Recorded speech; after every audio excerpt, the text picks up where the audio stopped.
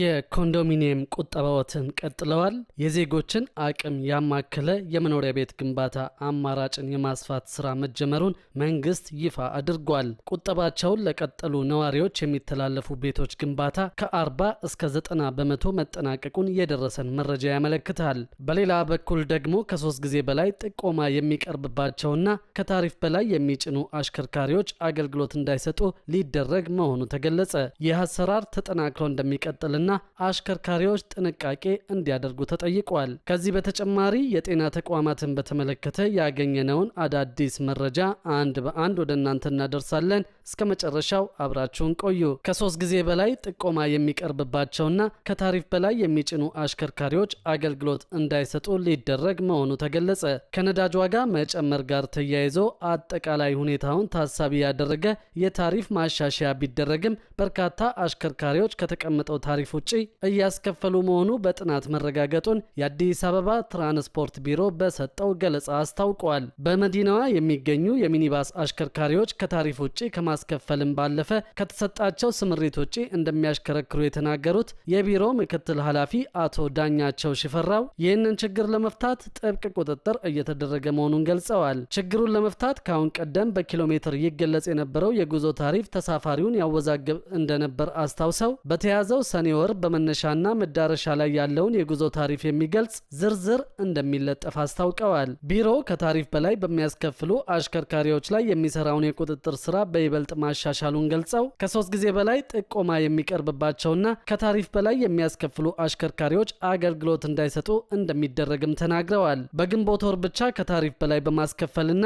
የተቀመጠውን የታሪፍ ዝርዝር ባለመስቀላቸው ከ3300 በላይ አሽከርካሪዎች ላይ እርምጃ መወሰዱን ያመለከቱት ምክትል ኃላፊው የቁጥጥር ስራውን በይበልጥ ለማጠናከር በልዩ ትኩረት እየተሰራ መሆኑን አመልክተዋል። በሌላ በኩል ባለፉት ጊዜያት በመሰረተ ልማት ዝርጋታ ምክንያት ተቋርጦ የነበረው 9417 አጭር የስልክ መስመር አሁን ላይ በርካታ ጥቆማዎች እየተቀበለበት መሆኑን አቶ ዳኛቸው ገልጸዋል። በተጠናቀቀው ግንቦት ወር ብቻ ወደ 400 የሚጠጉ ጥቆማዎችን ማስተናገድ መቻሉንና በ300ዎቹ ላይ እርምጃ እንደተወሰደባቸው አብራርተዋል። በሌላ በኩል ደግሞ የዜጎችን የአቅም ያማከለ የመኖሪያ ቤት ግንባታ አማራጭን የማስፋት ስራ መጀመሩን መንግስት ይፋ አድርጓል። ቁጠባቸውን ለቀጠሉ ነዋሪዎች የሚተላለፉ ቤቶች ግንባታ ከ40 እስከ 90 በመቶ መጠናቀቁን የደረሰን መረጃ ያመለክታል። ከዚህ በፊት በተለመደው የመኖሪያ ቤት አሰራር ሂደት በከተሞች ያለውን የቤት አቅርቦት ችግር መፍታት አይቻልም ሲሉ የከተማና መሰረተ ልማት ሚኒስትር ጫልቱ ሳኒ ተናግረዋል። ጠቅላይ ሚኒስትር አብይ አህመድ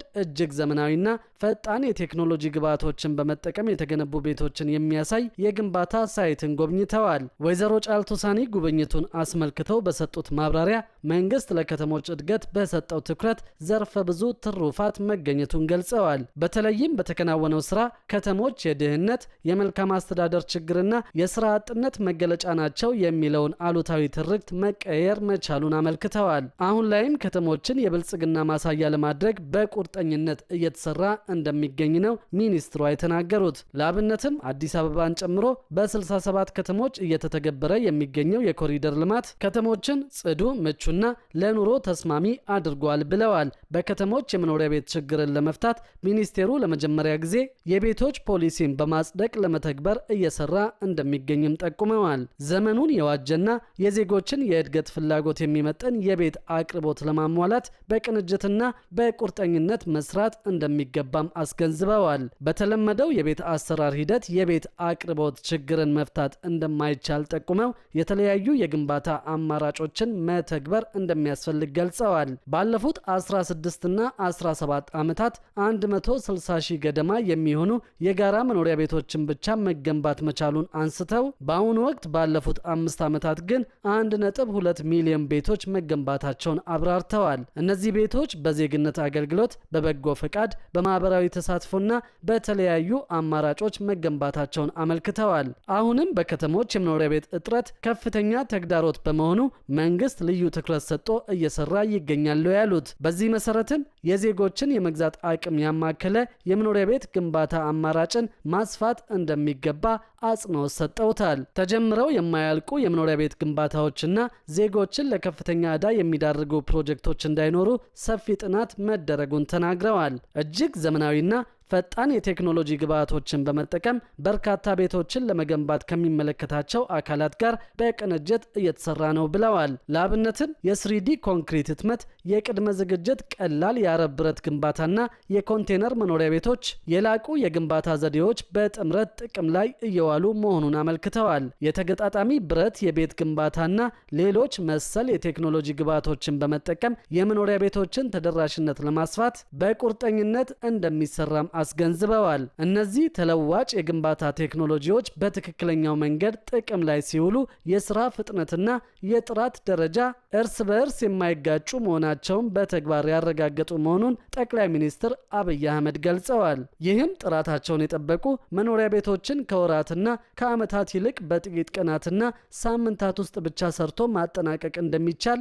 በግልጽ የታየበት ሕያው ምስክር መሆኑን አብራርተዋል። ይህ አይነቱ የላቀ የፈጠራ ስራ በየትኛውም የሀገሪቱ ክፍል በቀላሉ ሊተገበር ሊደገምና ሊስፋፋ የሚችል በመሆኑ የሀገሪቱን የቤት ልማት ፕሮግራም አቅጣጫ በከፍተኛ ደረጃ የመቀየር አቅም እንዳለው ተመላክቷል። ከቤት አቅርቦት ጋር በተያያዘ ፍላጎትና አቅርቦትን ለማጣጣም 5 ስትራቴጂዎች ተነድፈው በመንግስት በጀት፣ በመንግስትና በግል አጋርነት፣ በግል በሪል ስቴትና በግለሰብና ግለሰብ ቤቶችን እየተገነባ መሆኑን የአዲስ አበባ ከተማ አስተዳደር ምክር ቤት ገልጿል። በበጀት ዓመቱ በመንግስት በጀት 50 ሺህ ቤቶችን፣ በመንግስትና የግል አጋርነት 55 ሺህ፣ በአጠቃላይ 105 ሺህ ቤቶች እየተገነቡ እንደሆነም ታውቋል። እነዚህ ቤቶች አሁን ላይ አፈጻጸማቸው ከ40 እስከ 90 በመቶ እየተጠናቀቁ ነው ሲሉ ከንቲባ አዳነች አቤቤ አረጋግጠዋል። በመንግስት የሚገነቡት ቤቶች ሲጠናቀቁ ቅድሚያ ሰጠን እየቆጠቡ ላሉት የሚተላለፉ ይሆናል ሲሉም ለኮንዶሚኒየም ቆጣቢዎች ቤቶቹ እንደሚተላለፉ አሳውቀዋል። በሌላ በኩል ደግሞ የጤና ብቃታቸውን በወቅቱ ያላረጋገጡ ተቋማት ፈቃዳቸው እንደሚሰረዝ ተገልጿል።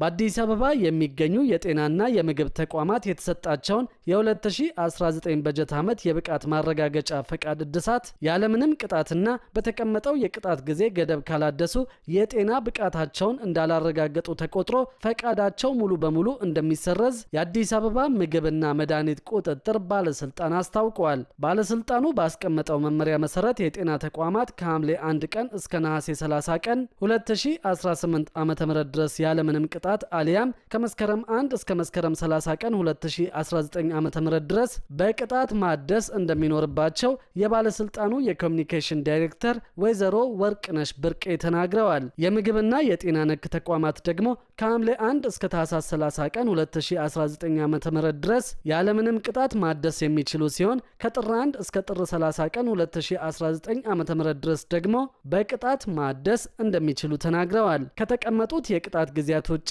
በወቅቱ ቀርበው ያላደሱ ተቋማት ፈቃዳቸው እንዳልተረጋገጠና ሙሉ በሙሉ እንደተሰረዘ እንደሚቆጠር ዳይሬክተሯ ገልጸዋል። ፈቃድ ከመታደሱ በፊት ባለስልጣኑ የቅድመ ቁጥጥር ስራዎችን እንደሚያከናውን ወይዘሮ ወርቅነሽ አንስተው በተዘጋጀው መስፈርት መሰረት 75 እና ከዚያ በላይ ነጥብ ያመጡ ተቋማት ፈቃዳቸውን ማደስ እንደሚችሉ ጠቁመዋል። በቁጥጥር ስራው ወቅት በምግብ ተቋማት የመጸዳጃ ቤትና የእጅ መታጠቢያ መኖር፣ በጤና ተቋማት የህንፃ ስነ ቅርጽና የባለሙያ ብቃት እንዲሁም በአምራቾች በኩል የምርት ጥራትን በየዓመቱ በላብራቶሪ ማስፈተሽ ሊታለፉ የማይችሉ አስገዳጅ ደረጃዎች መሆናቸውን ተናግረዋል። የጤና ብቃት ማረጋገጫ ፈቃድ ከንግድ ፍቃድ እድሳት ጋር ቀጥተኛ ቁርኝት ያለው በመሆኑ እርስ በርስ በሚደረግ ማረጋገጫ ፈቃዳቸውን ያላደሱ ተቋማት በቀላሉ በቁጥጥር ስር እንደሚውሉ ዳይሬክተሯ ገልጸዋል። በምግብ ተቋማት ላይ ሰፊ ክፍተቶች በመታየታቸው ፈቃዳቸውን ሳያድሱና ደረጃቸውን ሳይጠብቁ በሚንቀሳቀሱ ተቋማት ላይ